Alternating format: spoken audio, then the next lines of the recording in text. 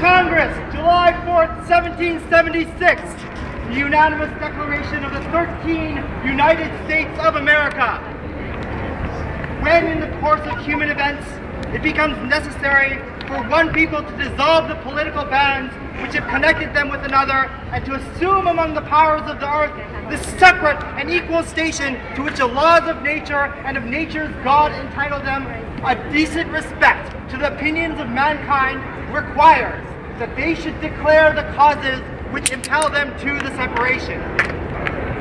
We hold these truths to be self-evident, that all men are created equal, that they are endowed by their Creator with certain unalienable rights, that among these are life, liberty, and the pursuit of happiness,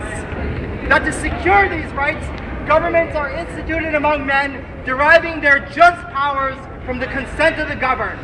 that whenever any form of government becomes destructive of these ends, it is the right of the people to alter or abolish it,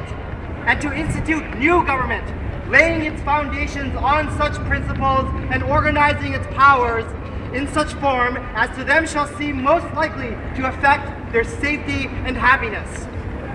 Prudence indeed will dictate that governments long established should not be changed for light and transient causes, and accordingly all experience has shown that mankind are more disposed to suffer while evils are sufferable than to right themselves by abolishing the forms to which they are accustomed.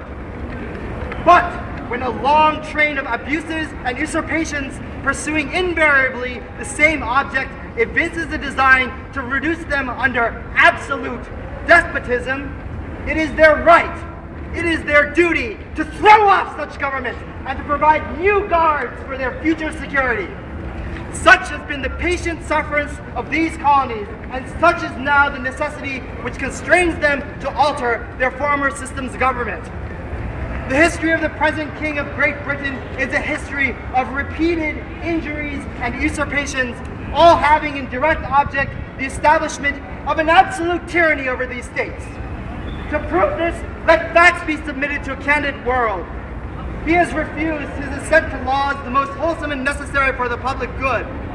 He has forbidden his governors to pass laws of immediate and pressing importance, unless suspended in their operation till his assent should be obtained, and when so suspended, he is utterly neglected to attend to them.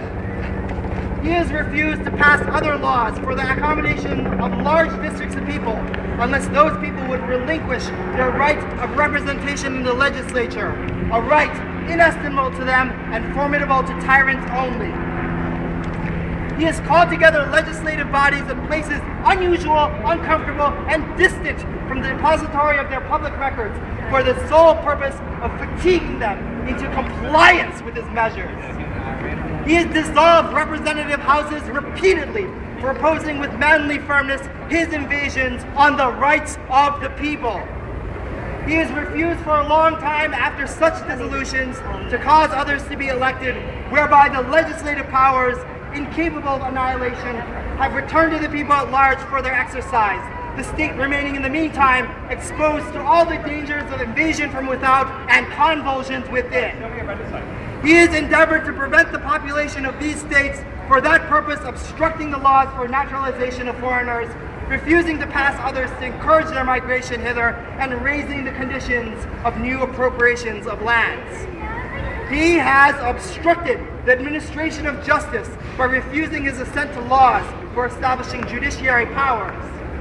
He has made judges dependent on his will alone for the tenure of their offices and the amount and payment of their salaries. He has erected a multitude of new offices and sent hither swarms of officers to harass our people and eat out their substance. He has kept among us, in times of peace, standing armies without the consent of our legislatures. He has affected to render the military independent and superior to the civil power. He has combined with others to subject us to a jurisdiction foreign to our Constitution and unacknowledged by our laws, giving his assent to their act of pretended legislation. For quartering large bodies of armed troops among us, for protecting them by mock trial for punishment for any murders which they should commit on the inhabitants of these states, by cutting off trade with all parts of the world, for imposing taxes on us without our consent,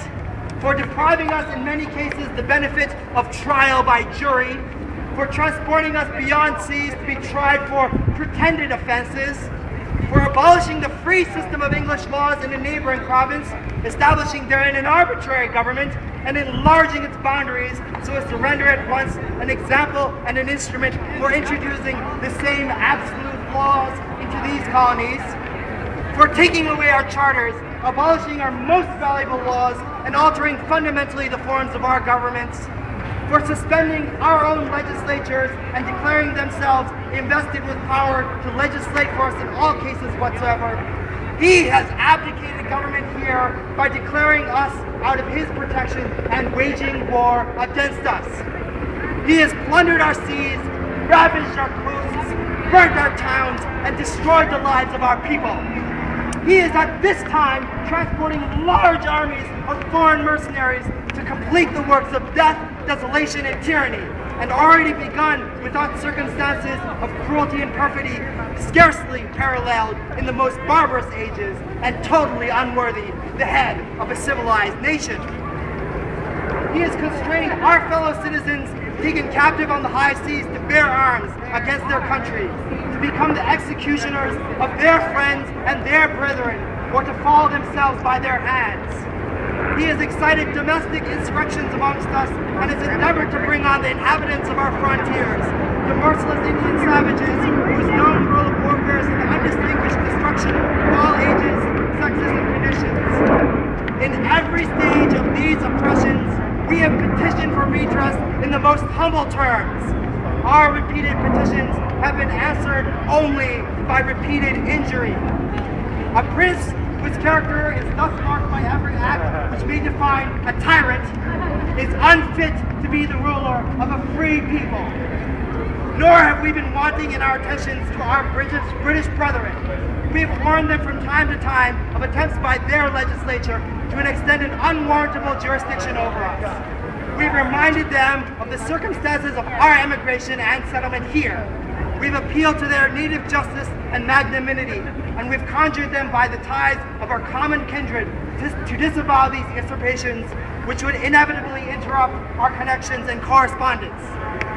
They too have been deaf to the voice of justice and of consanguinity. We must therefore acquiesce in the necessity which denounces our separation and hold them as we hold the rest of mankind, enemies in war, in peace, friends. We therefore, the representatives of the United States of America, in General Congress assembled, appealing to the Supreme Judge of the world for the rectitude of our intentions, do in the name and by authority of the good people of these colonies, solemnly publish and declare that these united colonies are and of right ought to be free and independent states, that they are absolved from all allegiance to the British Crown, and that all political connection between them and the state of Great Britain is and ought to be totally dissolved, and that as free and independent states, they have the full power to levy war, conclude peace, contract alliances, establish commerce, and do all other acts and things which independent states may of right do. And for the support of this declaration, with a firm reliance on the protection of divine providence, we mutually pledge to each other our lives, our fortunes, and our sacred honor.